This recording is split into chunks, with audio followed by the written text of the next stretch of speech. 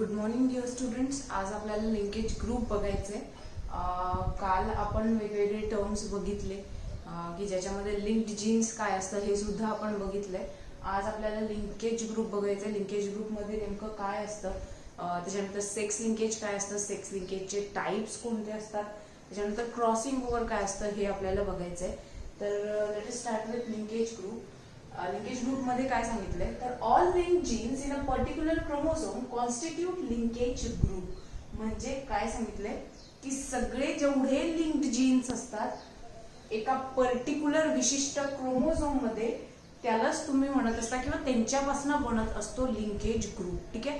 Linked genes म्हणजे आपण पाहिलं होतं की असे जीन्स की जे सेम क्रोमोझोमवर प्रेझेंट असतात. ठीक आहे. आणि ते एकत्रितपणे पुढच्या जनरेशन मध्ये कॅरी फॉरवर्ड होतात. ते एकमेकांपासून सेपरेट आउट होत नाही. म्हणून आपण ही जी त्यांची टेंडन्सी असते एकत्रितपणे समोर इनहेरिट होण्याची, तर त्या टेंडन्सीला आपण किंवा त्या जीन्सला आपण त्या जीन्सची जी टेंडन्सी असते त्या जीन्सना आपण लिंक्ड जीन्स असं म्हणतो. ठीक आहे. तर मग सगळे जे लिंक्ड जीन्स असतात एखाद्या पर्टिक्युलर विशिष्ट क्रोमोसोम मध्ये ते मिळून लिंकेज ग्रुप तयार करत असतात. Number of linkage group corresponds to its haploid number of chromosomes. क्रोमोझोमचा नंबर किती आहे on the basis of that त्यांच्यामध्ये लिंकेज ग्रुप ठरत असतो. Then for example drosophila melanogaster has 4 linkage groups that corresponds to 4 pairs of chromosomes. म्हणजे त्यांनी example सांगितलंय मग की ड्रोसोफिला मेलॅनोगॅस्टर जे असतं त्याच्यामध्ये 4 लिंकेज ग्रुप असतात, कारण की त्याच्यामध्ये 4 haploid number of chromosomes present असतात. ठीक आहे. हॅप्लॉइड म्हणजे सिंगल सेट ऑफ क्रोमोझोम, हे आपण ऑलरेडी शिकलोय. डिप्लॉइड म्हणजे 2 सेट ऑफ क्रोमोझोम, ट्रिप्लॉइड म्हणजे 3 सेट ऑफ क्रोमोझोम आणि टेट्राप्लॉइड म्हणजे 4 सेट ऑफ क्रोमोझोम. हे ऑलरेडी आपण युप्लॉइडी एनुप्लॉइडी मध्ये बघितलंय. ठीक आहे. तर आणखी एक एक्झाम्पल सांगितले that is garden pea has 7 linkage groups that corresponds to 7 pairs of chromosomes. 7 pair of chromosomes आहेत हॅप्लॉइड किंवा हॅप्लॉइड क्रोमोझोम्स आहेत, म्हणून आपण काय म्हणतो की त्यांच्यामध्ये सुद्धा 7 लिंकेज ग्रुप्स आहेत. ठीक आहे. तर असं काय सांगितलंय मग की जेवढे हॅप्लॉइड नंबर ऑफ क्रोमोझोम्स त्या ऑर्गॅनिझम मध्ये असणार तेवढेच लिंकेज ग्रुप त्यांच्यामध्ये असणार. ठीक आहे. कारण ते करस्पॉन्ड असतात म्हणजे सेम असतात. जेवढे हॅप्लॉइड नंबर ऑफ क्रोमोझोम तेवढेच त्यांच्यामध्ये लिंकेज ग्रुप्स असणार. Okay, turn to the next point, that is sex linkage. What is sex linkage? Transmission of X-linked and Y-linked genes from parents to offspring called as sex-linked inheritance. मग आता हे जे X-linked आणि Y-linked jeans असतात आपण पाहिलं होतं की जे X-linked जीन्स असतात ते X क्रोमोझोमच्या नॉन होमोलॉगस रिजन मध्ये प्रेझेंट असतात. जे Y-linked जीन्स असतात ते Y क्रोमोझोमच्या नॉन होमोलॉगस रिजन मध्ये प्रेझेंट असतात. हे आपण ऑलरेडी जेव्हा आपण सेक्स लिंक क्रोमोझोम शिकलो होतो त्याच्यामध्ये आपण बघितलंय. तर मग हे जे X-linked आणि Y-linked जीन्स असतात यांचं जे ट्रान्समिशन किंवा ट्रान्सफर होत असतं त्यांच्या पॅरेंट्स कडून ऑफस्प्रिंग कडे किंवा आई वडिलांकडून मुलांकडे, हे जे ट्रान्समिशन होत असतं X-linked आणि Y-linked जीन्सचं, या ट्रान्समिशनला आपण म्हणत असतो सेक्स लिंक्ड इनहेरिटन्स. ठीक आहे. काय म्हणणार आपण याला? Sex linked inheritance. Sex linked inheritance is of 3 types. मग सेक्स लिंक्ड इनहेरिटन्स जे असतं ते 3 टाइप्स असतं. That is X-linked, then Y-linked and XY-linked. ठीक आहे. तर असं हे फक्त टाइप्स मेन्शन केले की सेक्स लिंक्ड इनहेरिटन्स किती टाइप्सचे असतात, तर 3 टाइप्सचे असतात. कोणते कोणते? तर X-linked, Y-linked आणि XY-linked. Okay. Then turn to the next point. मग आता 2 टाइप्स आहेत सेक्स लिंकेजचे, कम्प्लीट सेक्स लिंकेज आणि इनकम्प्लीट सेक्स लिंकेज. लाईक जसं आपण लिंकेज चे 2 टाइप पाहिले होते, कम्प्लीट लिंकेज आणि इनकम्प्लीट लिंकेज. ठीक आहे. लाईक दॅट सेक्स लिंकेज मध्ये सुद्धा 2 टाइप्स आहेत, कम्प्लीट आणि incomplete. Then first one is complete sex linkage. It is exhibited by genes located on non-homologous region of X and Y chromosomes. काय सांगितलंय की हे कोण कॅरीड आउट करणार, तर X आणि Y क्रोमोझोमचा जो नॉन होमोलॉगस म्हणजे जो सारखा नसणारा, एक मोठा असतो एक छोटा असतो म्हणून आपण त्यांना नॉन होमोलॉगस म्हणतो. राईट. तर मग X आणि Y क्रोमोझोमचे हे जे नॉन होमोलॉगस रिजन असतात तिथे जे जीन्स प्रेझेंट असणार ते घडवून आणणार हे कम्प्लीट लिंकेज. म्हणून काय म्हटलंय it is exhibited by genes located on non homologous region of X and Y chromosome. त्या नॉन होमोलॉगस रिजन जो असतो एक्स अँड वाय क्रोमोझोमचा, तिथे प्रेझेंट असणारे जे जीन्स असतात ते काय घडवून आणणार, हे कम्प्लीट लिंकेज घडवून आणणार. They inherit together because crossing over does not occur in these region. हे आपण बघितलं की जो नॉन होमोलॉगस रिजन असतो त्यांच्यामध्ये कधीही क्रॉसिंग ओव्हर होत नाही. ठीक आहे, क्रॉसिंग ओव्हर फक्त आणि फक्त होमोलॉगस रिजन मध्ये किंवा जे सारखे रिजन असतात त्यांच्यामध्येच कॅरिड आउट होत असतं. ठीक आहे, म्हणून काय म्हटलंय की हे जे जीन्स असतात हे एकत्रितपणे हे होत नाही, इनहेरिट होत नाही, किंवा सॉरी ते इनहेरिट होत नाही आणि त्यांच्यामध्ये काय होत नाही, क्रॉसिंग ओव्हर होत नाही, सॉरी त्यांच्यामध्ये क्रॉसिंग ओव्हर होत नाही. ठीक आहे, का, कारण की नॉन होमोलॉगस रिजन मध्ये क्रॉसिंग ओव्हर घडून येत नाही, ते फक्त होमोलॉगस रिजन मध्येच घडून येतं. म्हणून इकडे काय सांगितलंय की त्यांचं क्रॉसिंग ओव्हर होणार नाही, ते एकत्रितपणेच समोरच्या जनरेशन मध्ये टुगेदर इनहेरिट होणार. क्रॉसिंग ओव्हर झालं असतं तर ते एकत्रितपणे पुढच्या जनरेशन मध्ये कॅरी फॉरवर्ड झाले असं आपण म्हणू शकलो नसतो, कारण क्रॉसिंग ओव्हर मध्ये काय होत असतं बाळांनो की फ्रॅगमेंटचं एक्सचेंज होत असतं. ठीक आहे, म्हणून काय सांगितलंय की हे जे जीन्स असतात हे एकत्रितपणे इनहेरिट होतात समोरच्या जनरेशन मध्ये. ओके, देन काय सांगितलंय, it does not occur in this region.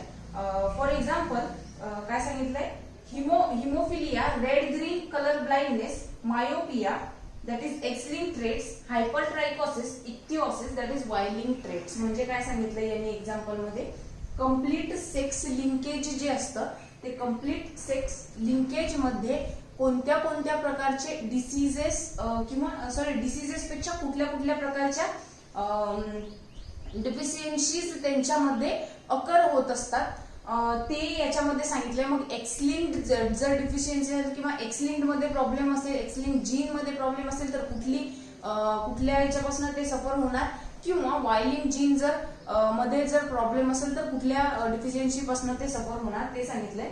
तर haemophilia, red green colour blindness and myopia in case of X linked traits. ठीक आहे, एक्सलिंक्ड ट्रेट जर असेल किंवा एक्सलिंक्ड जीन मध्ये प्रॉब्लेम असेल तर कुठले कुठले डिसीजेस सांगितले, हिमोफिलिया, त्याच्यानंतर रेड ग्रीन कलर ब्लाइंडनेस आणि मायोपिया, हे सगळे जे आहेत हे आय रिलेटेड प्रॉब्लेम्स आहेत. ठीक आहे, while turn to the next point that is hypertrichosis and इक्थिओसिस.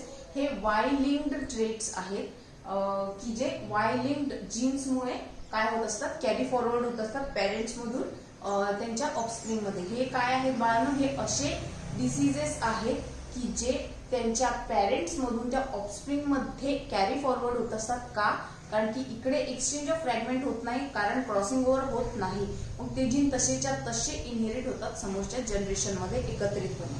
म्हणून या हे जे कॅरेक्टर्स आहेत ते त्या पेरेंट्स मधून ऑफस्प्रिंग मध्ये सुद्धा काय होत असतात, कॅरी फॉरवर्ड होत असतात. ओके, देन टर्न हे होतं complete sex linkage. Then turn to the next point that is incomplete sex linkage. What is incomplete sex linkage? It is exhibited by genes located on homologous region of X and Y chromosome. आता complete sex linkage मध्ये आपण काय पाहिलं की हे अशा jeans कडनं exhibit केलं जातं, कॅरिड आउट केलं जातं की जे नॉन होमोलॉगस रिजनवर प्रेझेंट असतात एक्स आणि वाय क्रोमोझोमच्या. तर मग त्याच्या अपोजिट इनकम्प्लीट सेक्स लिंकेज मध्ये काय होतं की जो होमोलॉगस रिजन असतो एक्स अँड वाय क्रोमोझोमचा, तिथे जे जीन्स प्रेझेंट असतात ते इनकम्प्लीट सेक्स लिंकेज काय करणार, कॅरिड आउट करण्याचं काम करणार. Do not inherit together because crossing over occurs here. काय सांगितलंय की हे एकत्रितपणे इनहेरिट होणार नाही. का तर होमोलॉगस रिजन मध्ये क्रॉसिंग ओव्हर होतं, राईट.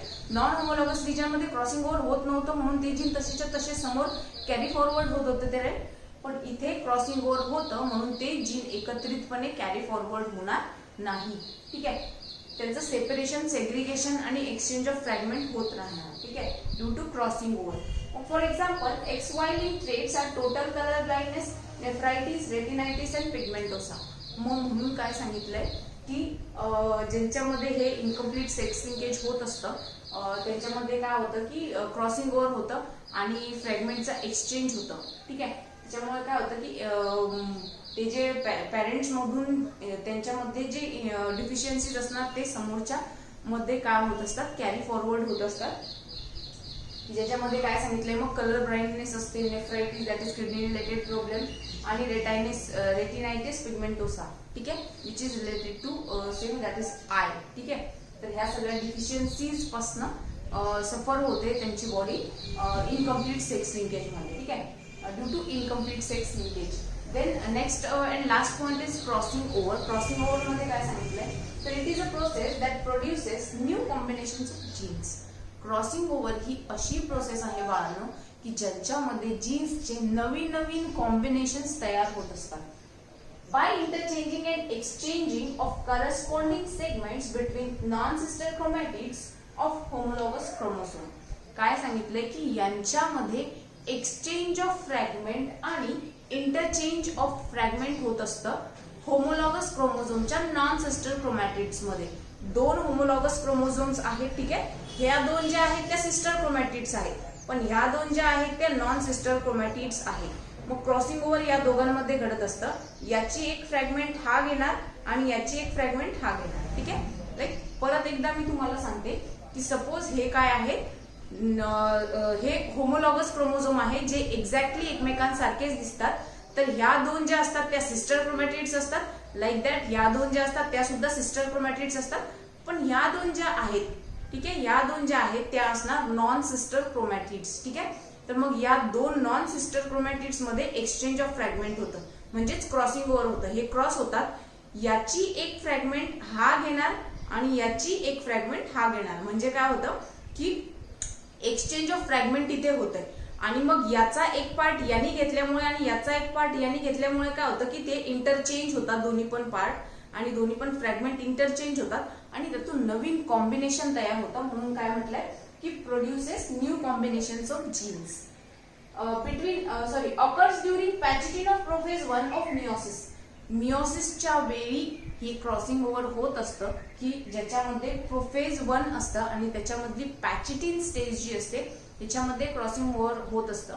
सेल डिव्हिजन मध्ये आपण सगळं शिकणार आहोत, prophase, anaphase, telophase, metaphase. Prophase 1 काय असतं, प्रोफेज 2 काय असतं, पॅचिटिन काय असतं, ठीक आहे, सगळं आपल्याला बघायचं आहे. फक्त इथे लक्षात ठेवायचं की मियोसिसच्या वेळी क्रॉसिंग ओव्हर होत असतं. डिस्कव्हरी. क्रॉसिंग ओव्हर मॉर्गन नावाच्या सायंटिस्टनी डिस्कव्हर केलं होतं. Then it involves sequential synapses, tetrad formation, crossing over and terminalization. ही जी क्रॉसिंग ओव्हरची प्रोसेस आहे ती तिच्यामध्ये 4 सिक्वेन्शियल स्टेप्स प्रेझेंट असतात. पहिलं असतं सिनॅप्सिस, सेकंड असतं टेट्रॅड फॉर्मेशन, थर्ड असतं क्रॉसिंग ओव्हर आणि फोर्थ असतं टर्मिनलायझेशन, ठीक आहे. तर ह्या प्रोसेस तुम्हाला डिटेल मध्ये स्टडी करायला नाही दिलंय, फक्त काय सांगितलंय की या 4 प्रोसेस सिक्वेन्शियली कॅरी फॉरवर्ड होत असतात ड्युरिंग क्रॉसिंग ओव्हर. कोणत्या कोणत्या? First one is synapsis, second one is tetrad formation, third one is crossing over and fourth one is terminalisation. The next is this phenomenon is universal. Crossing ओव्हरचा जो phenomenon आहे किंवा crossing ओव्हरची जी process आहे ती universal आहे, ठीक आहे, त्याच्यामध्ये कुठल्याही प्रकारचे चेंजेस होत नाही. Then it is necessary for natural selection. Crossing ओव्हरचा जो फिनॉमिनॉन आहे तो नॅचरल सिलेक्शन साठी काय असतो, नेसेसरी असतो, गरजेचा असतो, ठीक आहे. And last one is it increases chances of variation. Natural selection साठी क्रॉसिंग ओव्हर गरजेचं का असतं बाळांनो, कारण की त्याच्यामध्ये नवीन नवीन कॉम्बिनेशन्स तयार होऊन वेगवेगळ्या टाइप्सच्या स्पीशीज इव्हॉल्व्ह होत असतात, व्हेरिएशन्स त्यांच्यामध्ये होत असतात, वेगवेगळ्या प्रकारच्या स्पीशीज त्यांच्यामध्ये इव्हॉल्व्ह होत असतात. म्हणून क्रॉसिंग ओव्हरचा जो फिनॉमिनॉन आहे तो नेसेसरी आहे, इम्पॉर्टंट आहे, ठीक आहे, कारण त्याच्यामध्ये नवीन नवीन कॉम्बिनेशन्स तयार होत असतात due to exchange of fragments of between non sister chromatids of homologous chromosomes. तर ओके, हे होतं linkage group, incomplete sex linkage, complete sex linkage आणि क्रॉसिंग ओव्हर, ठीक आहे. उद्या आपल्याला नेक्स्ट पॉइंट बघायचा आहे. त्याच्या आधी परत एकदा आपण बघूया लिंकेज ग्रुप मध्ये मी काय सांगितलं की जेवढे हॅप्लॉइड नंबर ऑफ क्रोमोझोम असणार तेवढे लिंकेज ग्रुप असणार. फॉर एक्झाम्पल मेलॅनोगॅस्टर मध्ये त्यांनी सांगितलं की त्यांच्यामध्ये 4 हॅप्लॉइड क्रोमोझोम असतात म्हणून 4 लिंकेज ग्रुप सांगितले. आणि गार्डन पी प्लांट मध्ये 4 हॅप्लॉइड क्रोमोझोम 7 हॅप्लॉइड क्रोमोझोम असल्यामुळे त्यांच्यामध्ये सुद्धा 7 लिंकेज ग्रुप्स असतात. त्याच्यानंतर आपण पाहिलं सेक्स लिंकेज म्हणजे काय, तर पॅरेंट्स मधून तुमच्यामध्ये जे एक्स लिंक आणि वाय लिंक जीन्स ट्रान्समिट होत असतात, ट्रान्सफर होत असतात, त्या इनहेरिटन्सला आपण सेक्स लिंक इनहेरिटन्स म्हणतो. हे 3 टाइप्सचे असतात, एक्स वाय आणि एक्स वाय. त्याच्यानंतर आपण पाहिलं कम्प्लीट सेक्स लिंकेज, जेव्हा जीन्स जे नॉन होमोलॉगस रिजनवर प्रेझेंट असतात, काय of X and Y chromosome, म्हणजे x and Y क्रोमोझोमच्या non homologous रिजनवर जे जीन्स प्रेझेंट असतात ते हे complete sex linkage carried out करतात. त्याच्यानंतर ते एकत्रितपणे इनहेरिट होतात समोरच्या जनरेशन मध्ये, कारण की तिथे कुठल्याही प्रकारचं क्रॉसिंग ओव्हर होत नाही. मग त्याच्यामध्ये हिमोफिलिया, मायोफिलिया, त्याच्यानंतर रेड ग्रीन कलर ब्लाइंडनेस सारखे जे डिफिशियन्सीज आहेत ते अकर होत असतात. इनकम्प्लीट सेक्स लिंकेज मध्ये मी तुम्हाला सांगितलं की हे अशा जीन्स एक्झिबिट करणार, कॅरी आउट करणार की जे होमोलॉगस रिजनवर प्रेझेंट असतात एक्स आणि वाय क्रोमोझोमच्या. त्याच्यानंतर ते एकत्रितपणे कधीही इनहेरिट होत नाही, कारण त्यांच्यामध्ये क्रॉसिंग ओव्हर होतं. त्याच्यानंतर काय सांगितलं की यांच्यामध्ये टोटल कलर ब्लाइंडनेस, नेफ्रायटिस आणि रेटिनायटिस पिगमेंटोसा सारखे डिफिशियन्सीज अकर होतात. आणि क्रॉसिंग ओव्हर मध्ये आपण पाहिलं की एक्सचेंज ऑफ फ्रॅगमेंट होत असते आणि नवीन कॉम्बिनेशन्स तयार होत असतात, जे व्हॅरिएशनसाठी किंवा नॅचरल सिलेक्शनसाठी, इव्होल्युशनसाठी नेसेसरी असतं, इम्पॉर्टंट असतं, कारण त्याच्यामधून नवीन नवीन कॉम्बिनेशन्स तयार होत असतात. तर okay, that's it for today. उद्या आपण नेक्स्ट पॉइंट घेऊया. ह्याचे नोट्स मी तुम्हाला ग्रुपवर पाठवेन. Okay, bye bye, have a good day.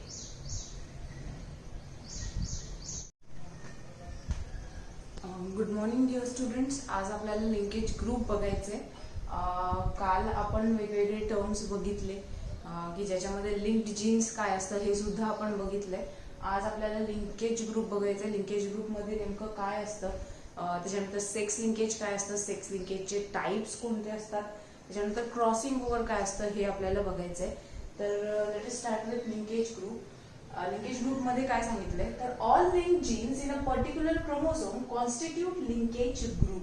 म्हणजे काय सांगितलंय की सगळे जेवढे लिंक्ड जीन्स असतात एका पर्टिक्युलर विशिष्ट क्रोमोझोम मध्ये, त्यालाच तुम्ही म्हणत असता किंवा त्यांच्यापासून बनत असतो लिंकेज ग्रुप. ठीक आहे. लिंक्ड जीन्स म्हणजे आपण पाहिलं होतं की असे जीन्स की जे सेम क्रोमोझोमवर प्रेझेंट असतात, ठीक आहे, आणि ते एकत्रितपणे पुढच्या जनरेशन मध्ये कॅरी फॉरवर्ड होतात, ते एकमेकांपासून सेपरेट आउट होत नाही.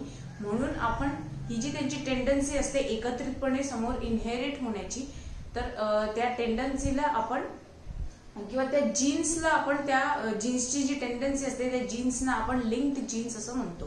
ठीक आहे. तर मग सगळे जे लिंक जीन्स असतात, लिंक्ड जीन्स असतात एखाद्या पर्टिक्युलर विशिष्ट क्रोमोसोम मध्ये, ते मिळून लिंकेज ग्रुप तयार करत असतात. Number of linkage group corresponds to its haploid number of chromosomes. क्रोमोझोमचा नंबर किती आहे on the basis of that त्यांच्यामध्ये लिंकेज ग्रुप ठरत असतो. Then for example, drosophila melanogaster has 4 linkage groups that corresponds to 4 pairs of chromosomes. म्हणजे त्यांनी example सांगितलंय मग की ड्रोसोफिला मेलॅनोगॅस्टर जे असतं त्याच्यामध्ये 4 लिंकेज ग्रुप असतात, कारण की त्याच्यामध्ये 4 haploid number of chromosomes present असतात. ठीक आहे. हॅप्लॉइड म्हणजे सिंगल सेट ऑफ क्रोमोझोम, हे आपण ऑलरेडी शिकलोय. डिप्लॉइड म्हणजे 2 सेट ऑफ क्रोमोझोम, ट्रिप्लॉइड म्हणजे 3 सेट ऑफ क्रोमोझोम आणि टेट्राप्लॉइड म्हणजे 4 सेट ऑफ क्रोमोझोम. हे ऑलरेडी आपण युप्लॉइडी एनुप्लॉइडी मध्ये बघितलंय. ठीक आहे. तर आणखी एक एक्झाम्पल सांगितले, that is garden pea has 7 linkage groups that corresponds to 7 pairs of chromosomes. 7 pair of chromosomes आहेत हॅप्लॉइड किंवा हॅप्लॉइड क्रोमोझोम्स आहेत, म्हणून आपण काय म्हणतो की त्यांच्यामध्ये सुद्धा 7 लिंकेज ग्रुप्स आहेत. ठीक आहे. तर असं काय सांगितलंय मग की जेवढे हॅप्लॉइड नंबर ऑफ क्रोमोझोम्स त्या ऑर्गॅनिझम मध्ये असणार तेवढेच लिंकेज ग्रुप त्यांच्यामध्ये असणार. ठीक आहे. कारण ते करस्पॉन्ड असतात, म्हणजे सेम असतात. जेवढे हॅप्लॉइड नंबर ऑफ क्रोमोझोम तेवढेच त्यांच्यामध्ये लिंकेज ग्रुप्स असणार. तर okay, turn to the next point, that is sex linkage. What is sex linkage? Transmission of X-linked and Y-linked genes from parents to offspring called as sex-linked inheritance.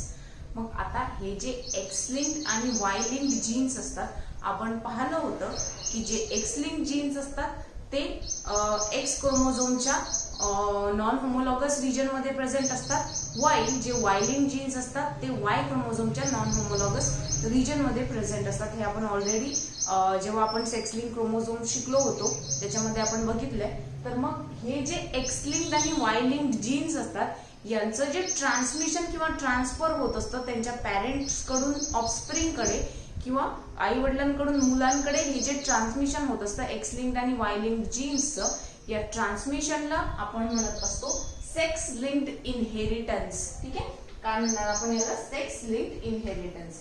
Sex linked inheritance is of 3 types. मग sex linked inheritance जे असतं ते 3 टाइप्सचं असतं. That is X linked, then Y linked and X Y linked. ठीक आहे, तर असं हे फक्त टाइप्स मेन्शन केले की सेक्स लिंक्ड इनहेरिटन्स किती टाइप्सचे असतात, तर 3 टाइप्सचे असतात. कोणते कोणते? तर एक्स लिंक्ड, वाय लिंक्ड आणि X Y linked. Okay, then turn to the next point. मग आता 2 टाइप्स आहेत सेक्स लिंकेजचे, कम्प्लीट सेक्स लिंकेज आणि इनकम्प्लीट सेक्स लिंकेज. लाईक जसं आपण लिंकेज चे 2 टाइप पाहिले होते, कम्प्लीट लिंकेज आणि इनकम्प्लीट लिंकेज. ठीक आहे, लाईक दॅट सेक्स लिंकेज मध्ये सुद्धा 2 टाइप्स आहेत, कम्प्लीट आणि incomplete. Then first one is complete sex linkage. It is exhibited by genes located on non-homologous region of X and Y chromosomes. काय सांगितलंय की हे कोण कॅरीड आउट करणार, तर X आणि Y क्रोमोझोमचा जो नॉन होमोलॉगस म्हणजे जो सारखा नसणारा, एक मोठा असतो एक छोटा असतो म्हणून आपण त्यांना नॉन होमोलॉगस म्हणतो. राईट, तर मग X आणि Y क्रोमोझोमचे हे जे नॉन होमोलॉगस रिजन असतात तिथे जे जीन्स प्रेझेंट असणार ते घडवून आणणार हे कम्प्लीट लिंकेज. म्हणून काय म्हटलंय? It is exhibited by genes located on non homologous region of X and Y chromosome. त्या नॉन होमोलॉगस रिजन जो असतो एक्स अँड वाय क्रोमोझोमचा तिथे प्रेझेंट असणारे जे जीन्स असतात ते काय घडवून आणणार? हे कम्प्लीट लिंकेज घडवून आणणार. They inherit together because crossing over does not occur in these region. हे आपण बघितलं की जो नॉन होमोलॉगस रिजन असतो त्यांच्यामध्ये कधीही क्रॉसिंग ओव्हर होत नाही. ठीक आहे, क्रॉसिंग ओव्हर फक्त आणि फक्त होमोलॉगस रिजन मध्ये किंवा जे सारखे रिजन असतात त्यांच्यामध्येच कॅरीड आउट होत असतं. ठीक आहे, म्हणून काय म्हटलंय की हे जे जीन्स असतात हे एकत्रितपणे हे होत नाही, इनहेरिट होत नाही किंवा सॉरी ते इनहेरिट होत नाही आणि त्यांच्यामध्ये काय होत नाही, क्रॉसिंग ओव्हर होत नाही. सॉरी, त्यांच्यामध्ये क्रॉसिंग ओव्हर होत नाही. ठीक आहे, का? कारण की नॉन होमोलॉगस रिजन मध्ये क्रॉसिंग ओव्हर घडून येत नाही, ते फक्त होमोलॉगस रिजन मध्येच घडून येतं. म्हणून इकडे काय सांगितलंय की त्यांचं क्रॉसिंग ओव्हर होणार नाही. ते एकत्रितपणेच समोरच्या जनरेशन मध्ये टुगेदर इनहेरिट होणार. क्रॉसिंग ओव्हर झालं असतं तर ते एकत्रितपणे पुढच्या जनरेशन मध्ये कॅरी फॉरवर्ड झाले असं आपण म्हणू शकलो नसतो. कारण क्रॉसिंग ओव्हर मध्ये काय होत असतं बाळांनो की फ्रॅगमेंटचं एक्सचेंज होत असतं. ठीक आहे, म्हणून काय सांगितलंय की हे जे जीन्स असतात हे एकत्रितपणे इनहेरिट होतात समोरच्या जनरेशन मध्ये. ओके, देन काय सांगितलंय? It does not occur in this region. For example काय सांगितलंय? Haemophilia, red green colour blindness, myopia that is X-linked traits, hypertrichosis, ichthyosis that is Y-linked traits. म्हणजे काय सांगितलंय यांनी एक्झाम्पल मध्ये? कम्प्लीट सेक्स लिंकेज जे असतं ते कम्प्लीट सेक्स लिंकेज मध्ये कोणत्या कोणत्या प्रकारचे डिसीजेस किंवा सॉरी डिसीजेस पेक्षा कुठल्या कुठल्या प्रकारच्या डिफिशियन्सीज त्यांच्यामध्ये अकर होत असतात ते याच्यामध्ये सांगितलंय. मग एक्स लिंक्ड जर डिफिशियन्सी असेल किंवा एक्स लिंक्ड मध्ये प्रॉब्लेम असेल, एक्स लिंक्ड जीन मध्ये प्रॉब्लेम असेल तर कुठल्या याच्यापासून ते सफर होणार, किंवा वाय लिंक्ड जीन जर मध्ये जर प्रॉब्लेम असेल तर कुठल्या डिफिशियन्सी पासून ते सफर होणार ते सांगितलंय.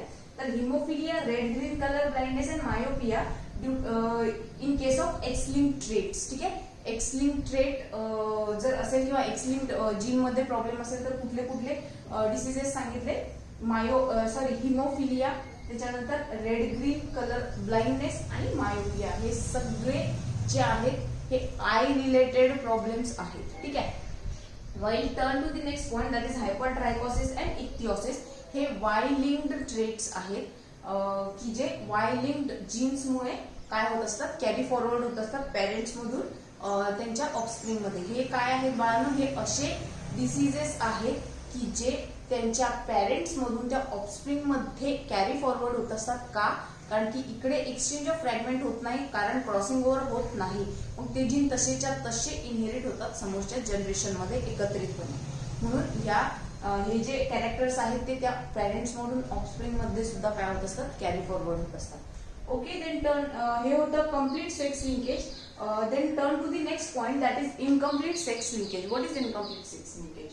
It is exhibited by genes located on homologous region of X and Y chromosome.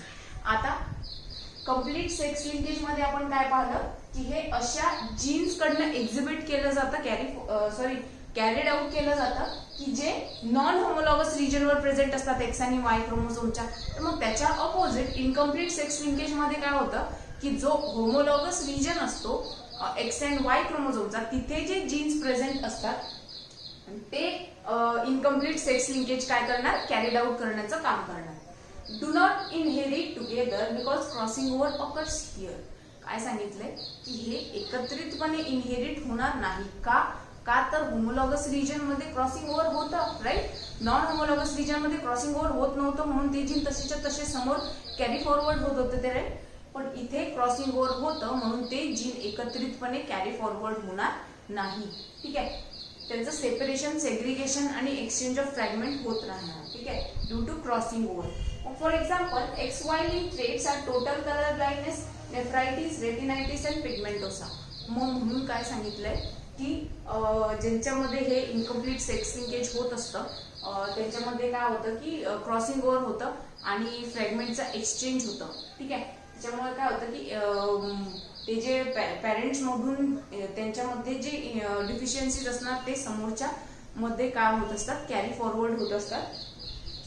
ज्याच्यामध्ये काय सांगितलंय मग कलर ब्लाइंडनेस असते, nephritis that is kidney related problem, आणि रेटिनायटिस पिगमेंटोसा. ठीक आहे, which is related to same that is eye. ठीक आहे, तर ह्या सगळ्या डिफिशियन्सीज पासून सफर होते त्यांची बॉडी इनकम्प्लीट सेक्स लिंकेज मध्ये. ठीक आहे, due to incomplete sex linkage. Then next and last point is crossing over. Crossing over मध्ये काय सांगितलंय तर it is a process that produces new combinations of genes. Crossing over ही अशी process आहे बाळांनो की ज्यांच्यामध्ये जीन्सचे नवीन नवीन कॉम्बिनेशन्स तयार होत असतात. By interchanging and exchanging of corresponding segments between non sister chromatids of homologous chromosome. काय सांगितलंय की यांच्यामध्ये एक्सचेंज ऑफ फ्रॅगमेंट आणि इंटरचेंज ऑफ फ्रॅगमेंट होत असतं होमोलॉगस क्रोमोझोमच्या नॉन सिस्टर क्रोमॅटिड्स मध्ये. दोन होमोलॉगस क्रोमोझोम्स आहेत. ठीक आहे, ह्या दोन ज्या आहेत त्या सिस्टर क्रोमॅटिड्स आहेत, पण ह्या दोन ज्या आहेत त्या नॉन सिस्टर क्रोमॅटिड्स आहेत. मग क्रॉसिंग ओव्हर या दोघांमध्ये घडत असतं. याची एक फ्रॅगमेंट हा घेणार आणि याची एक फ्रॅगमेंट हा घेणार. ठीक आहे, लाईक परत एकदा मी तुम्हाला सांगते की सपोज हे काय आहे, हे होमोलॉगस क्रोमोझोम आहे जे एक्झॅक्टली एकमेकांसारखेच दिसतात. तर ह्या दोन ज्या असतात त्या सिस्टर क्रोमॅटिड्स असतात. लाईक दॅट ह्या दोन ज्या असतात त्या सुद्धा सिस्टर क्रोमॅटिड्स असतात. पण ह्या दोन ज्या आहेत, ठीक आहे, या दोन ज्या आहेत त्या असणार नॉन सिस्टर क्रोमॅटिड्स. ठीक आहे, तर मग या दोन नॉन सिस्टर क्रोमॅटिड्स मध्ये एक्सचेंज ऑफ फ्रॅगमेंट होतं, म्हणजेच क्रॉसिंग ओव्हर होतं. हे क्रॉस होतात, याची एक फ्रॅगमेंट हा घेणार आणि याची एक फ्रॅगमेंट हा घेणार. म्हणजे काय होतं की एक्सचेंज ऑफ फ्रॅगमेंट इथे होतंय.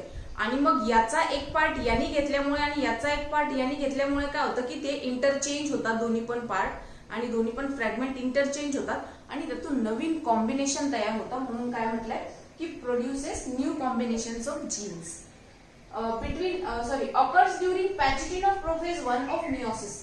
मियोसिसच्या वेळी ही क्रॉसिंग ओव्हर होत असतं की ज्याच्यामध्ये प्रोफेज 1 असतं आणि त्याच्यामधली पॅचिटिन स्टेज जी असते त्याच्यामध्ये क्रॉसिंग ओव्हर होत असतं. सेल डिव्हिजन मध्ये आपण सगळं शिकणार आहोत. Prophase, anaphase, telophase, metaphase. Prophase 1 काय असतं, प्रोफेज 2 काय असतं, पॅचिटिन काय असतं.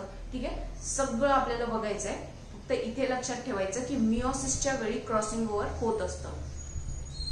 डिस्कव्हरी. क्रॉसिंग ओव्हर मॉर्गन नावाच्या सायंटिस्टनी डिस्कव्हर केलं होतं. Then it involve sequential synapsis, tetrad formation, crossing over and terminalisation. ही जी क्रॉसिंग ओव्हरची प्रोसेस आहे तिच्यामध्ये 4 सिक्वेन्शियल स्टेप्स प्रेझेंट असतात. पहिलं असतं सिनॅप्सिस, सेकंड असतं टेट्राइड फॉर्मेशन, थर्ड असतं क्रॉसिंग ओव्हर आणि फोर्थ असतं टर्मिनलायझेशन. ठीक आहे, तर ह्या प्रोसेस तुम्हाला डिटेलमध्ये स्टडी करायला नाही दिलंय, फक्त काय सांगितलंय की या 4 प्रोसेस सिक्वेन्शियली कॅरी फॉरवर्ड होत असतात ड्युरिंग क्रॉसिंग ओव्हर. कोणत्या कोणत्या?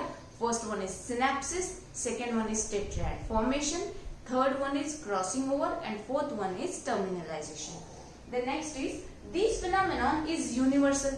क्रॉसिंग ओव्हरचा जो फेनॉमेनॉन आहे किंवा क्रॉसिंग ओव्हरची जी प्रोसेस आहे ती युनिव्हर्सल आहे. ठीक आहे, त्याच्यामध्ये कुठल्याही प्रकारचे चेंजेस होत नाही.